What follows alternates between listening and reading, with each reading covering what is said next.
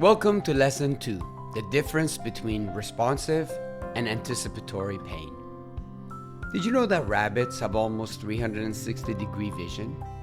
Because their eyes are positioned on the sides of their heads, they can see all around them, helping them survive in the wild. To survive, they have to constantly be wary and fearful of threats. Just like pain, experiencing fear is also necessary for our survival. Fear helps us become aware of threats, and if needed, to either fight or escape. And this is referred to as the fight or flight response. There are two types of fears.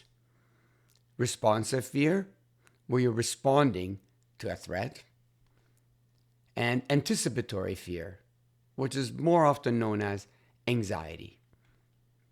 Responsive fear is an unpleasant emotion in response to an awareness of danger. This naturally results in experiencing the fight or flight response. You can either fight the fear or run away in response to a threat directly happening to you. Fear is obviously vital for the survival of any species, or else we'd walk into a shark's mouth. However, we can experience fear even if there's nothing to be afraid of. We just need to anticipate it.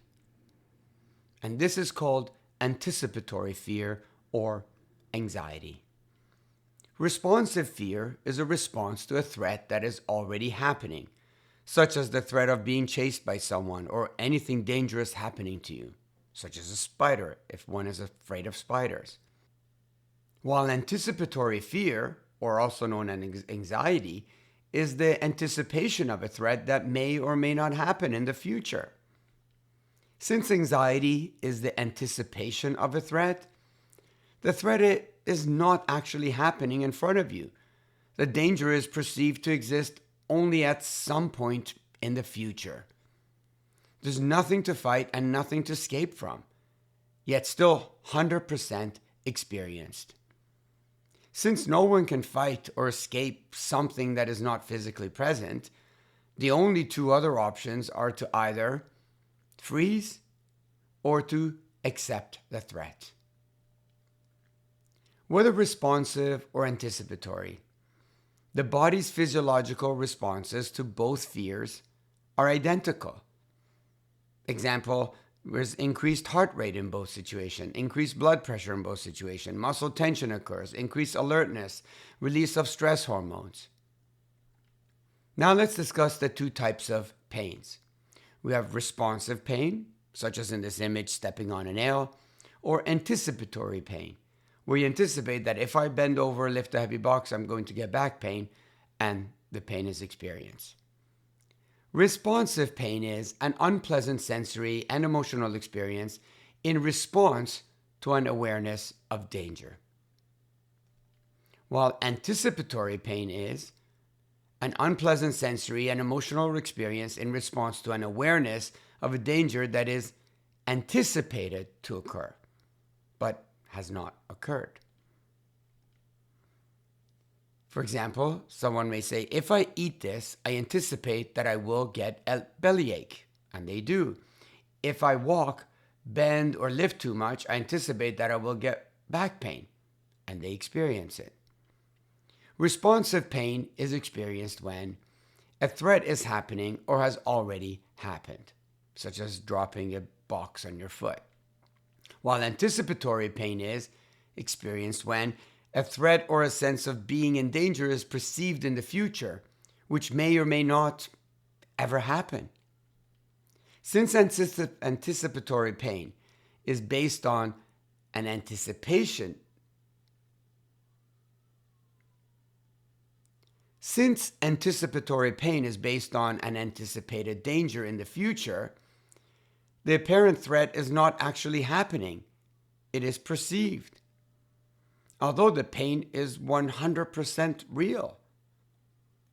When it is anticipatory, there's nothing to physically fight or escape from, nothing in the body to fix or cure. The only two other options are to either freeze or to accept it. Here's a really important note. Even when the pain is due to an illness, such as juvenile arthritis, or due to a physical injury, such as a broken bone or stepping on a nail, anticipatory pain makes everything feel even worse. Whether responsive or anticipatory, the body's physiological responses to both types of pain are identical. For example, there's increased muscle tension in both, there's stiffness in both, inflammation in both, hypersensitivity in both, release of stress hormones. Whether fear is responsive or anticipatory, both fear experiences are real, and the body's responses are identical. But their managements are quite different. Whether pain is responsive or anticipatory, both pain experiences are also real, and the body's responses are identical. Again, their managements are quite different though. The first approach to responsive pain is to remove the obvious threat. Once the immediate threat is removed, the injury must be addressed, either through rest, allowing time to self-heal, or certain medical interventions. The first approach to anticipatory pain is, again, make sure that there is no obvious threat that needs to be addressed. That's why you've seen doctors and therapists. If no physical threat is detected, meaning nothing's broken, torn, ruptured, or injured, then treatment approaches that focus on healing or fixing the body becomes pointless. If pain is determined to be anticipatory, then no amount of rest or medical interventions that focus on treating the physical body will be effective. Anticipatory pain must be addressed by addressing the reasons why the pain system is anticipating danger in the first place. So, how does one go about treating a pain system that is overworking to protect you? Hang in there. We have a few more lessons to go. This is the end of lesson 2. You recall the fascinating fact about rabbits that we mentioned at the beginning of this lesson? You may consider rabbits as having an extra sensitive fear system, which is okay for them, as that is how they've learned to survive in the wild. However, an extra sensitive anticipatory fear system in humans is simply exhausting and can lead to a hypersensitive pain system. I look forward to seeing you in lesson 3.